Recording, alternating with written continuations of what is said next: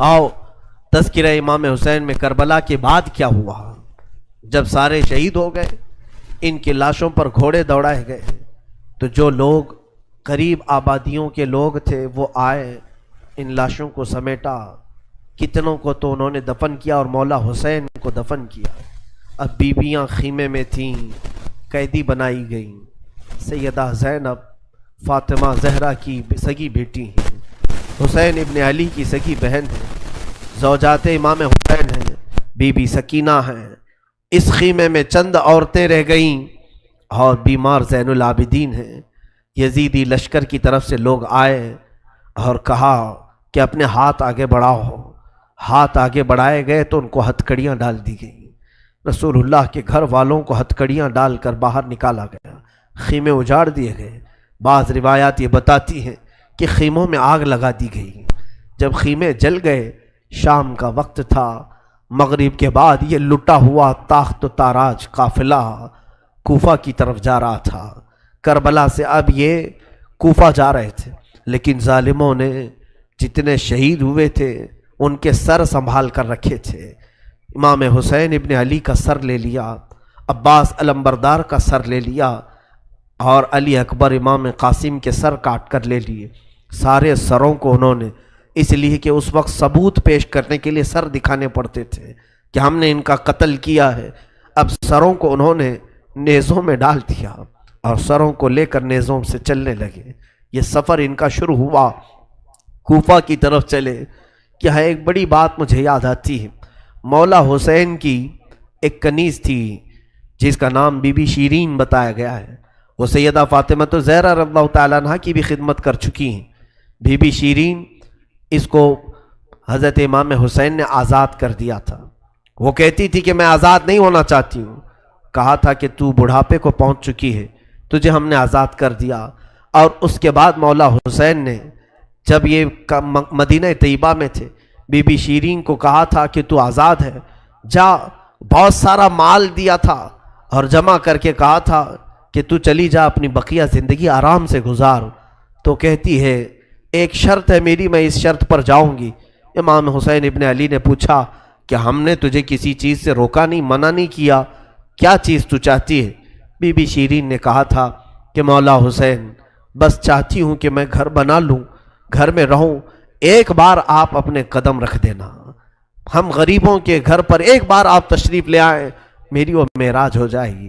امام حسین نے کہا بس اتنی سی بات، ہم تو غریبوں کے گھر روز جانا پسند کرتے ہیں، ہم روز جانا پسند کریں، جا ٹھیک ہے تیرے گھر ہم آئیں گے۔ اور بی بی شیرین نے کہا نہیں مولا، میری ایک درخواست یہ ہے کہ آپ اپنے خاندان کے ساتھ آئیں گے، اپنے شہزادوں شہزادیوں عورتوں کے ساتھ آئیں گے۔ مولا حسین نے ساری عورتوں سے کہا دیکھو بی بی شیرین کہتی ہے اس کے گھر دعوت ہے، ہم سب آئیں گے۔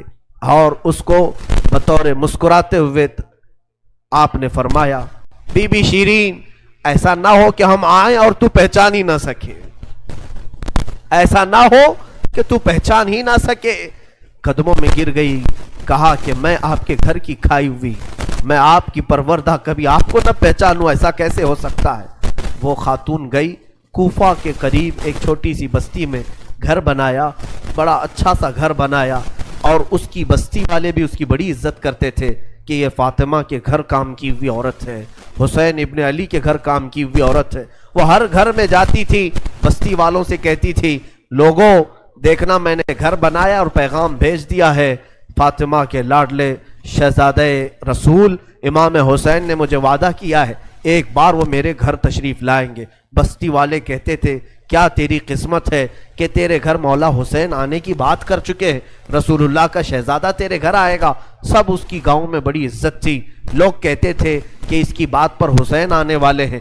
ایک بار جیسے ہی بی بی شیرین کو خبر ہوئی کہ امام حسین مدینہ سے مکہ نکل چکے ہیں اور مکہ سے کوفہ آنے والے ہیں، جیسے ہی یہ خبر ملی تو اس نے پیغام بھجوایا اور پھر اپنے گھر کو رنگ و روغن کرنا شروع کر دیا اور کمرے سجائے کہ مولا حسین کا قافلہ آ رہا ہے اور کوفہ جانے والے ہیں اور میرے گھر پر ٹھہریں گے۔ جنگ کی کوئی خبر ہی نہیں تھی۔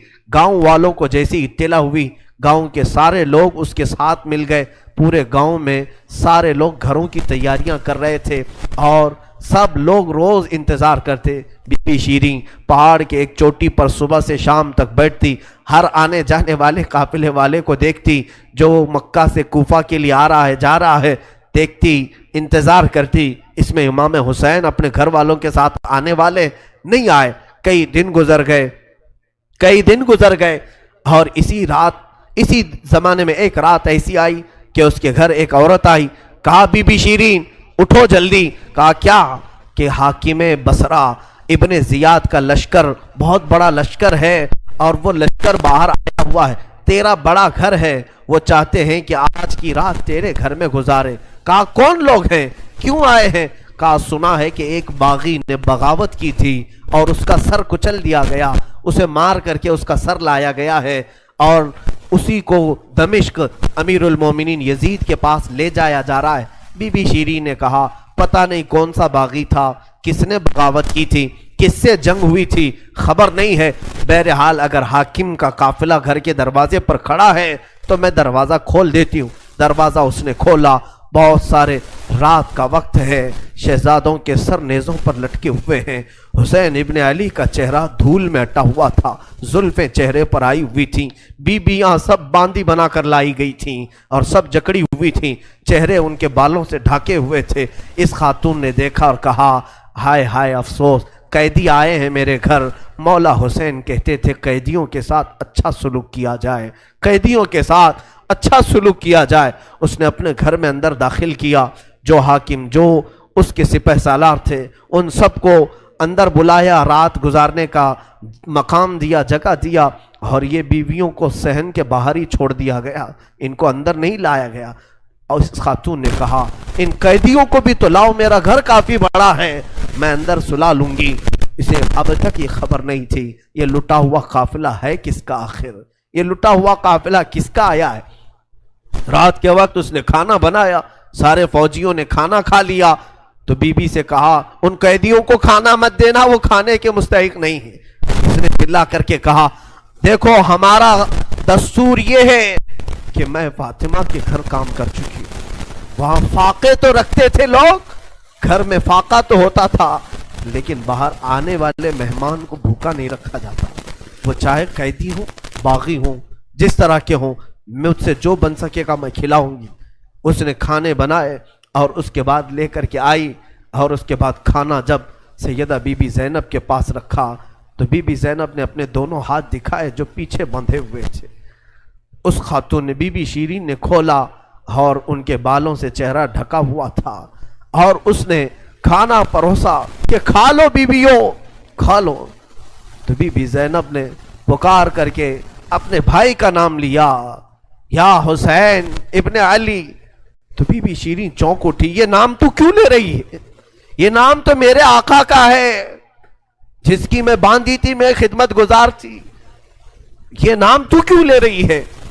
بی بی زینب کہتی ہے بی بی شیریں کیا ہم نے تجھے پہچان لیا, بابا نہیں کہتے تھے کسی دن ہم گھر پر آئیں اور تو پہچان ہی نہ سکے. یہ جو اونچے نیزے پر سر دکھ رہا ہے یہ تیرے آقا مولا حسین کا سر ہے, اور یہ علی اکبر کا سر ہے, یہ قاسم کا سر ہے. بی بی زینب پکارتی گئی. بی بی شیریں نے دیکھا اور پکار کر کے کہا مولا کیسی مہمان نوازی کا وقت تم نے دیا, کیا اس طرح بھی کوئی مہمان بنتا ہے کسی کے گھر.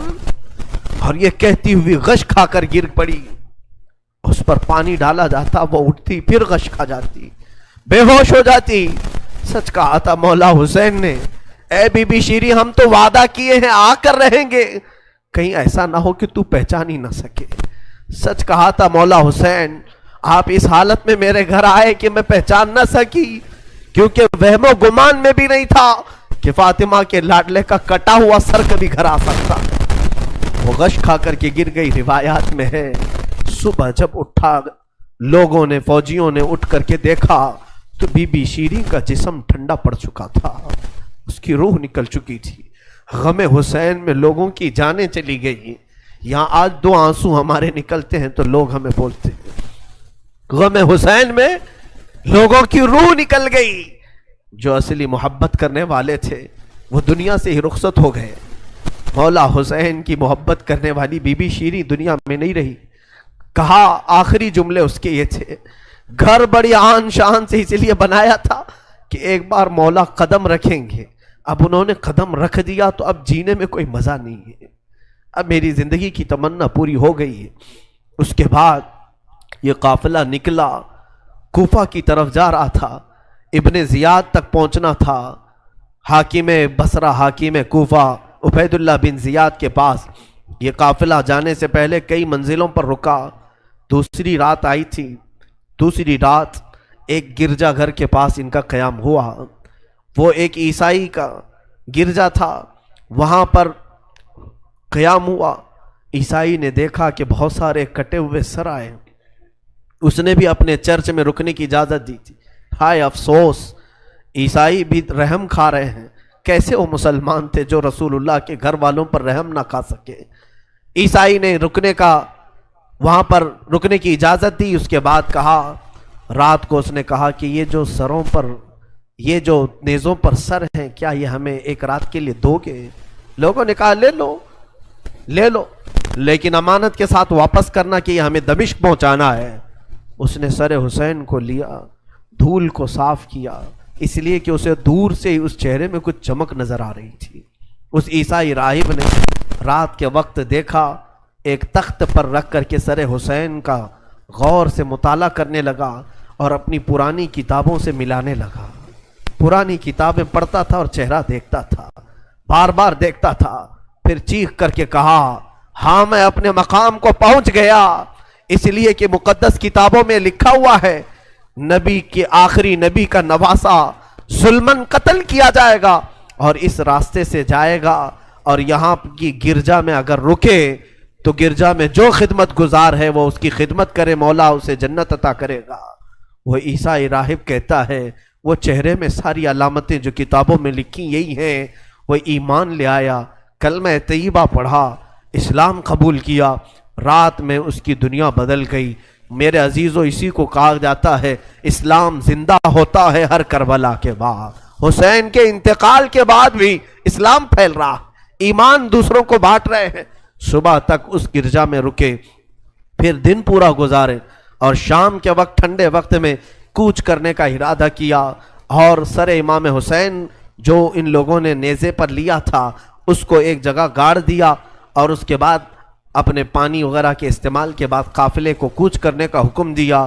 قافلہ آگے چلا، لیکن جو فوجی آتا سر حسین کو اٹھانے کے لیے نیزے پر، وہ تو ہلکا ہو چکا تھا لیکن وہ زمین میں ایسا گڑ چکا تھا کہ اٹھتا نہیں تھا، کسی سے ہل نہیں رہا تھا. بہت لوگوں نے کوشش کی. پھر آ کر کے انہی ظالم یزیدیوں نے بی بی زینب سے کہا، اے خاتون، یہ تمہارے بھائی کا سر زمین پر ایسا جمع ہوا ہے، ہٹتا نہیں ہے، آگے بڑھنا ہے ہمیں، یہ ہٹتا نہیں ہے. بی بی زینب نے غور سے دیکھا اور کہا، قافلے میں دیکھ لو سب ہیں یا نہیں، قافلے میں سب ہیں یا نہیں. دیکھا گیا تو بی بی سکینہ قافلے میں نہیں تھی، قافلے میں موجود نہیں تھی. بی بی زینب نے کہا، وہ میرا غیور بھائی ہے، اپنے خاندان والوں کو چھوڑ کر کہیں جاتا نہیں تھا، اپنی بچی کا غم ہوگا، آگے نہیں بڑھتا، تلاش و سکینہ کہاں ہے. لوگوں نے ڈھونڈنا شروع کیا. پہاڑ کی ایک چھوٹی سی چوٹی پر وہ بیٹھی ہیں اور ایک خاتون کی گود میں بیٹھی ہیں. کوئی ایک خاتون ہے، اسے سہلا رہی ہے، تھپکیاں دے رہی ہیں. بی بی سکینہ 9 سال کی عمر میں ایک بڑی معزز خاتون کی گود میں ہچکیاں لے لے کر رو رہی ہیں اور کچھ باتیں کر رہی ہیں. بی بی زینب نے دور سے دیکھا، خاندان کی کچھ عورتیں اور آئیں، پکارا، سکینہ جانے کا وقت ہو گیا، تم یہاں کیا کر رہی ہو؟ دوڑ کر کے جیسی سکینہ کے قریب آئے تو دیکھا نہ وہاں عورت تھی نہ کوئی خاتون تھی. سکینہ کو اٹھایا، کیا کر رہی تھی تم یہاں، کیسے آئی، کون عورت، کس سے بات کر رہی تھی؟ سکینہ نے کہا، میں جانتی نہیں تھی، یہاں حاجت کے لیے آئی تھی، اچانک ایک خاتون نمودار ہوئی، اس نے مجھے گود میں اٹھایا، بوسے دینا شروع کیا، میرا ماتھا چوما. میں نے پوچھا کہ تو کون ہے؟ تو اس نے کہا، اے بچی تو نہیں جانتی، میں تیری دادی فاطمۃ الزہرا ہوں، میں فاطمۃ الزہرا ہوں، رسول اللہ کی شہزادی ہوں. میں اپنی دادی کے گود میں سو گئی، بڑا نرم گود تھا، بڑی ان کی نازک ہاتھ تھے اور وہ مجھے سہلا رہی تھی اور مجھ سے پوچھ رہی تھی کہ کیسے کربلا میں کیا کیا ہوا سنا بچی۔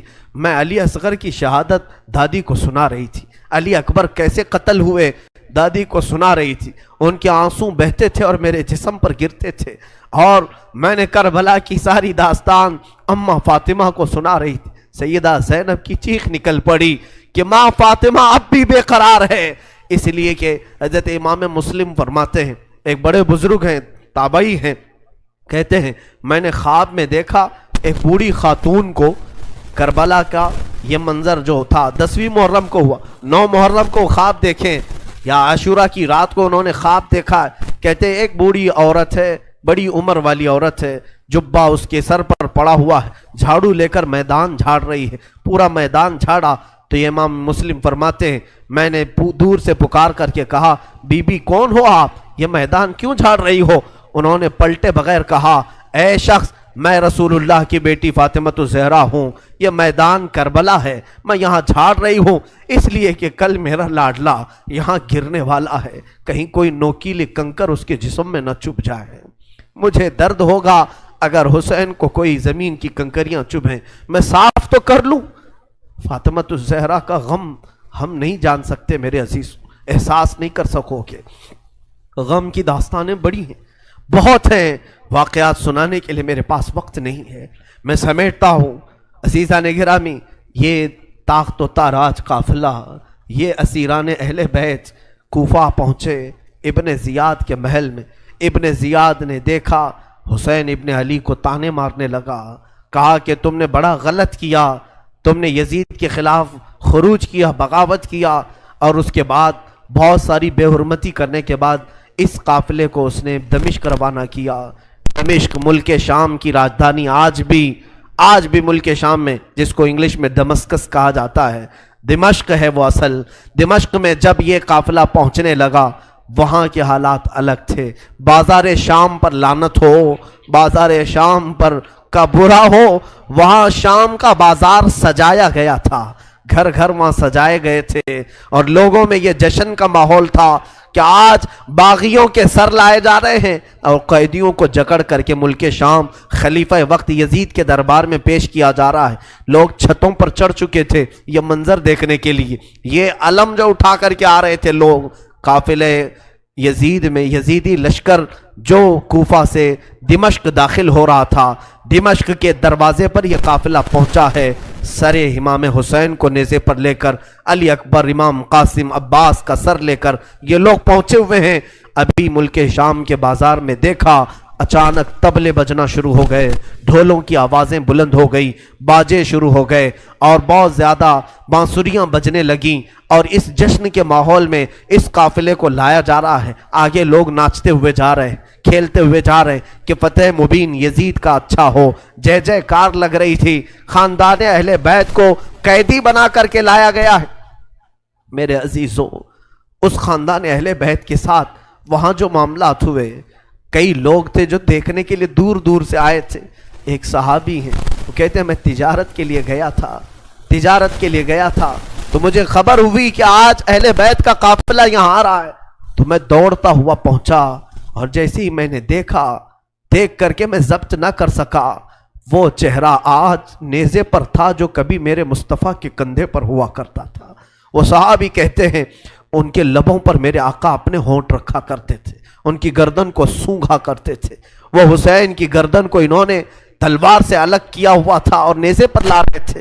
وہ صحابی دوڑتے ہوئے آئے، کہا میری زندگی کا برا ہو، میں حسین کا ساتھ نہیں دے سکا، میں حیدر کے گھر والوں کا ساتھ نہیں دے سکا۔ بچیاں تھیں جو قیدی بنا کر لائی گئی تھیں، دوڑ کر کے وہ صحابی آئے اور بی بی سکینہ کے پاس آئے، ننھی سی 9 سال کی عمر کی بچی بھی قیدی بن کر آئی، دوڑ کر کے ساتھ قریب آئے، پوچھا کہ بچی میں تمہارے غم میں برابر کا شریک ہوں، میں بھی تمہارے غم میں ساتھ ہوں، اہل بیت کا میں وفادار ہوں۔ انہوں نے توجہ نہیں کی، اس لیے کہ بی بی سکینہ کہتی ہیں ہم تو دنیا سے مایوس ہو چکے تھے، ہم نے کٹنے کے وقت کسی کو آتے ہوئے نہیں دیکھا، اب تماشا دیکھنے کے لیے بہت سارے لوگ آتے ہیں، توجہ نہیں کی۔ اس صحابی رسول نے آگے بڑھ کر کہا کہ اے سکینہ میں تجھے جانتا ہوں، تو حسین کی بیٹی ہے، تو فاطمہ کی لاڈلی ہے، تو شیر خدا کے گھر کی شہزادی، بتا کوئی حاجت ہو، کچھ کھانا پانی کوئی چیز۔ اللہ اللہ، یہ بھوکے اور پیاسوں نے کبھی کھانا کسی سے نہیں مانگا۔ پوری داستان کربلا سننا، کبھی انہوں نے روٹی نہیں مانگا، ہاں پانی ضرور مانگا ہے۔ پانی مانگنا انسانیت کے لیے عیب نہیں، روٹی مانگنا محتاجی کی علامت ہو سکتی ہے۔ بی بی سکینہ نے کہا کہ بڑی حاجتیں پوچھ رہے ہو، کیا میری حاجت پوری کرو گے؟ کہا بتاؤ بچی، میں اپنی طرف سے جو ہو سکے کروں گا، میرے پاس پیسے ہیں، مال ہے، میں اس سے جو چاہے کروں گا۔ بی بی سکینہ نے صرف ایک درخواست کی کہ میرے نانا کے صحابی، بس اتنا کام کر لو کہ یہ جو اونچے نیزے پر میرے بابا کا سر ہے، حسین ابن علی کا، اس سر کو تھوڑا آگے بڑھا دو، یہ جو جلوس میں جا رہا ہے آگے بڑھا دو۔ ہمارے گھر کی بچیاں غور سے سنیں، میرے گھر کی عورتیں کان کھول کر کے سنو، 9 سال کی بچی کیا خواہش ظاہر کر رہی ہے؟ کہا اگر وہ نہیں بڑھتے ہیں تو انہیں پیسے دے، وہ انعام دے کر آگے بڑھاؤ۔ اس صحابی نے پوچھا کہ اس سر کو تمہارے قریب رہنا اچھا ہے، تمہارے قریب رہنا اچھا ہے، آگے کیوں بڑھانا چاہتی ہو؟ بی بی سکینہ نے کہا اس لیے کہ لوگوں کا جلوس بابا سر کو دیکھنے کے لیے آ رہا ہے، اور سارے دیکھنے قیدی بنا کر کے لائے گئے تھے۔ بیمار زین العابدین حسین ابن علی رضی اللہ تعالیٰ عنہ کے شہزادے، وہ قیدی بنا کر لائے گئے تھے۔ ایک صحابی وہاں پر حاضر ہوئے، کہا کہ کوئی حاجت ہو تو بیان فرمائیں، ہم آپ کے غم میں شریک ہیں۔ حضرت امام زین العابدین نے کوئی توجہ نہیں کی، یہاں تک کہ ایک سپاہی یزید کا ایسا تھا جو تھیلا بھر کر کے پتھر لے کر چل رہا تھا، تھیلا بھر کر پتھر لے کر چل رہا تھا، اور وہ باہر کھڑے ہوئے لوگوں میں پتھر بانٹتا تھا کہ کچھ پتھر تم لوگ برسا ہو۔ ملک شام میں جانے کے وقت کچھ لوگ وہاں صدقے کی کھجوریں پھینک رہے تھے اس اہل بیت کے گھرانے پر، اور کچھ لوگ پتھر برسا رہے تھے۔ یزید کے یہ مخالف لوگ ہیں، باغی لوگ ہیں، ان کے دلوں میں یزید کی محبت تھی، بنو امیہ کے وفادار لوگ تھے۔ اس قافلے پر کچھ لوگوں نے پتھر برسائے، وہ قافلہ اب اور کتنے زخم اٹھاتا، اب ان کو چھوڑا کیا تھا؟ لوگوں نے سارے زخم تو دے دیے تھے۔ امام زین العابدین نے اس صحابی سے کہا کہ دیکھو یہ پتھر برسا رہے ہم پر۔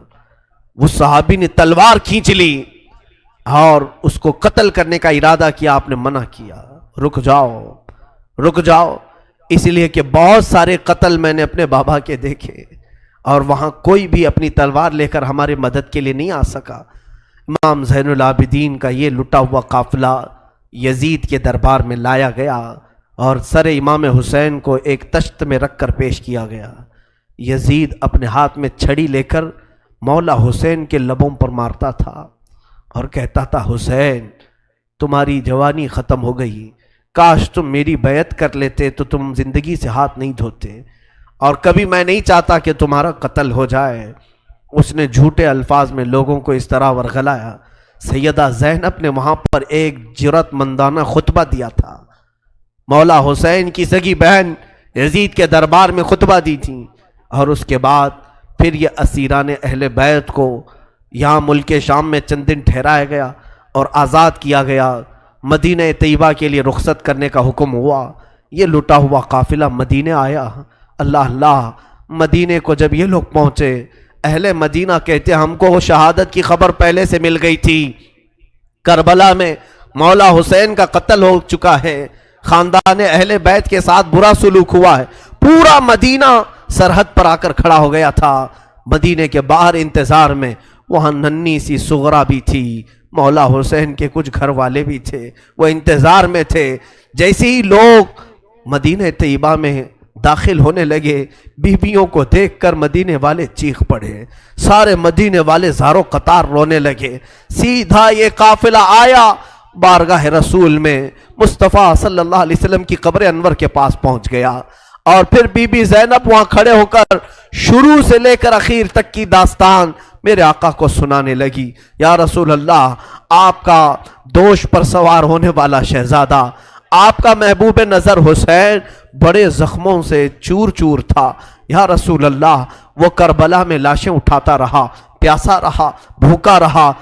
مدینے کے لوگ کہتے ہیں پورا مدینہ صرف زندگی میں 2 مرتبہ سب سے زیادہ رویا ہے. ایک اس وقت جب میرے آقا کی وفات ہوئی تھی، دوسرا اس وقت جب اہل بیت کا قافلہ مدینے میں لٹ کر داخل ہوا تھا. سارے غموں سے نڈھال تھے، ہر کوئی پریشان حال تھا. بی بی صغرا ننی سی تھی، 6 سال کی تھی. بار بار لپٹ کر کے بی بی زینب سے کہتی ہیں وہ ننھا بچہ کہاں ہے علی اصغر جس کے ساتھ میں کھیلتی تھی، وہ کہاں ہے، فلاں کہاں ہے. بچی کے دماغ میں جتنے یاد تھے سب کو پوچھا کرتی تھی. بی بی زینب کہتی ہیں ہر ایک کے جواب میں جب میں کہتی تھی وہ بھی انتقال کر گئے. بی بی صغرا پوچھتی تھی کیا کربلا میں موت سستے میں ملتی ہے؟ جہاں آپ لوگ گئے تھے موت بہت سستی ہے، اتنوں کو کیسے آپ نے موت کے گھاٹ اتار دیا؟ بی بی زینب کے پاس کوئی الفاظ نہیں تھے. امام زین العابدین کا زندگی بھر یہ حال تھا. اللہ اکبر. زین العابدین وہ تنہا شہزادے ہیں میرے مولا حسین کے جو پھر 95 ہجری تک باحیات رہے. امام حسین کی شہادت ہونے کے بعد 61 ہجری میں جو شہادت ہوئی اس کے بعد سے سن 95 ہجری تک آپ باحیات رہے، لیکن روتے روتے آنکھوں کا پانی سوکھ گیا تھا. لوگ کہتے ہیں امام زین العابدین کو ہم لوگ دیکھتے تھے، کبھی وہ روتے تھے تو دونوں آنکھوں سے خون نکل آتا تھا. لوگ پوچھتے کہ مولا زین العابدین سجاد آپ اتنا کیوں روتے ہیں؟ کہتے ہیں کیا تم میری ہنسی کی تمنا رکھتے ہو جس کے سامنے اس کے بھائیوں کو، اس کے گھر والوں کو، اس کے باپ کو کاٹا گیا ہے، اس کے گھر والوں کو کاٹا گیا ہے. امام زین العابدین کا حال یہ تھا کہ امام زین العابدین شہر میں جا رہے تھے اور قصاب گوشت بیچنے والا دکان میں بیٹھا ہے، گوشت بیچ رہا ہے. جیسے ہی وہ قریب آنے لگے اس نے جلدی سے گوشت کے اوپر چادر ڈال دی، گوشت چھپا دیا. لوگ جو گوشت خریدنے والے کھڑے تھے انہوں نے پوچھا کہ بندے تو کیوں گوشت چھپا رہا ہے؟ کہا زین العابدین آ رہے ہیں، وہ ابھی یہاں کھڑے ہوں گے اور گوشت دیکھ کر کے رونا شروع کر دیتے ہیں، گوشت دیکھ کر کے رونا شروع کرتے. کہا ایسا کیوں کرتے ہیں؟ کہتے ہیں جب بھی وہ میری دکان کے پاس یہ کچا گوشت دیکھتے ہیں تو کہتے ہیں کہ میرے بھائیوں کا گوشت ایسے ہی کاٹا گیا تھا اور ادھیڑا گیا تھا. زندگی بھر وہ گوشت کی دکان کے پاس کھڑے ہوتے تو ان کی آنکھیں بہہ جاتی. اور اس کے بعد ایک روایت یہ بھی ملتی ہے کہ قربانی کے دن تھے، مولا زین العابدین ایک جگہ سے گزر رہے ہیں، ایک قصائی بکرے کو لٹایا ہے اور جلدی سے اس پر چھری چلائی جا رہی تھی. امام زین العابدین دور سے کھڑے ہو گئے، کہا اے قصائی تو نے بکرے کو لٹایا، پانی پلایا کہ نہیں پلایا؟ وہ کھڑا ہوا، کہا اے امام زین العابدین ہم مسلمان ہیں، جانوروں کو کاٹتے ہیں تو پہلے پانی پلا کے کاٹتے ہیں. امام زین العابدین نے کربلا کی طرف منہ کیا، کہا مولا حسین مسلمان جانوروں کو پانی پلا کے کاٹتے ہیں، جانوروں کو پانی پلا کے کاٹتے ہیں، مگر اہل بیت کے کسی شہزادے کو ایک گھونٹ بھی پانی نہیں پلایا گیا اور انہیں ویسی پیاسا شہید کیا گیا ہے، پیاسا کاٹا گیا ہے. امام زین العابدین کی پوری زندگی ایک ایک چیز کو دیکھتے تو رونے لگ جاتے تھے کہ کربلا میں یہ چیز نہیں تھی، یہ چیز نہیں تھی. ایک وقت ایسا بھی آیا، کوفہ کا گورنر ابن زیاد، یہ اب اس کے برے دن شروع ہو چکے تھے. میں پھر دوسری تقریر میں عرض کروں گا، ظہر کی اذان انشاءاللہ تقریر کے بعد ہوگی. آج سارا مجمع یہاں پر ہے اور انشاءاللہ بغیر نماز پڑھے ہم تو یہاں سے جائیں گے نہیں. اور اذان لوگوں کو جمع کرنے کے لیے ہوتی ہے، جو آلریڈی جمع ہیں پھر انہیں کیا جمع کیا جائے. اذان تو ہم دیں گے انشاءاللہ، صبر کریں. یہ وقت شہادت کا ہے، یہ وقت کربلا کی یاد کا ہے. مولا حسین کے یہ شہزادے امام زین العابدین رضی اللہ تعالیٰ، زندگی بھر آپ کے حالات یہ تھے کہ کبھی کچا گوشت دیکھیں تو رو پڑے، کسی جانور کو ذبح ہوتے دیکھیں تو رو پڑے. ایک بار امیر کوفہ ابن زیاد، اب امیر مختار نام کا ایک شخص جو بدلہ لینے کے لیے بعد میں اٹھ کھڑا ہوا، بعد میں کوفہ میں ایک ایسا شخص ظاہر ہوا جس کا نام مختار ثقفی تھا. اس نے اعلان کیا کہ میں قاتلان حسین کا بدلہ لوں گا، اور اس نے اٹھ کر کے کچھ اہل بیت سے محبت کرنے والوں کو اپنے قافلے میں جمع کیا اور یہ قافلہ بڑھتا گیا یہاں تک کہ خون حسین کا بدلہ لینے کے لیے یزید کی موت کے بعد اس نے ہر ایک کو تلاشنا شروع کیا. شمر کو ڈھونڈا، اس کو قتل کیا، اور اس کے بعد عمرو بن سعد کو ڈھونڈا، اسے قتل کیا. عبید اللہ بن زیاد جو کوفہ کا حاکم تھا، جو جڑ تھا اس فساد کا، اسے ڈھونڈا، اور اس کے بعد 22,000 کا جو لشکر تھا اس میں سے کسی ایک کو بھی اس نے زندہ نہیں چھوڑا، ایک کو بھی نہیں. جتنے وہاں شریک تھے سب کو قتل کیا، سب کو قتل کیا. اور 22,000 کو قتل کرنے کے بعد مختار ثقفی نے یہ اعلان کیا، ابھی میں نے حسین کی ایک انگلی کا بھی بدلہ نہیں لیا، میں حسین ابن علی کی ایک انگلی کا بھی بدلہ نہیں لیا. یزید خائب و خاسر ہو کر مر گیا. اور یزید کی سب سے بڑی ذلت تو یہ ہے، یزید کے بعد اس کا بیٹا معاویہ تخت پر بیٹھا. پہلے دن خلیفہ بنا کر اسے بٹھایا گیا، اس کے بعد 6 مہینے تک وہ گھر سے باہر ہی نہیں آیا. 6 مہینے کے بعد سیدھے لاش باہر آئی بیٹے کی. وہ 6 مہینے کبھی تخت پر نہیں بیٹھا یزید کے. لوگ کہتے تھے کہ معاویہ آپ یزید کے جانشین ہیں. وہ نیک شہزادہ تھا. دیکھیں اللہ کی مصلحت کیسی، صحابی کے پیٹ میں یزید پیدا ہوا، یزید کے پیٹ میں معاویہ، پھر اچھا شہزادہ پیدا ہوا، نیک تھا. اس نے کہا، لوگ جب کہتے تخت پر بیٹھ جائیے تو اس نے اس تخت کی طرف دیکھ کر کے تھوک دیا اور کہا اس تخت پر بیٹھوں جس پر شہزادہ رسول کا خون لگا ہوا ہے، اس تخت پر بیٹھوں جو تخت حسین ابن علی کے گھر والوں سے رنگا ہوا ہے. کبھی اس تخت پر نہیں بیٹھا. اس کی یزید کی سب سے بڑی ذلت تو اسی پہ ہے کہ اس کا خود کا بیٹا اس کے تخت پر تھوک دیا، نہیں بیٹھ سکا. لیکن حسین کا چرچا آج بھی ہے، حسین کے شہزادے گلی کوچوں میں ہر جگہ ہے.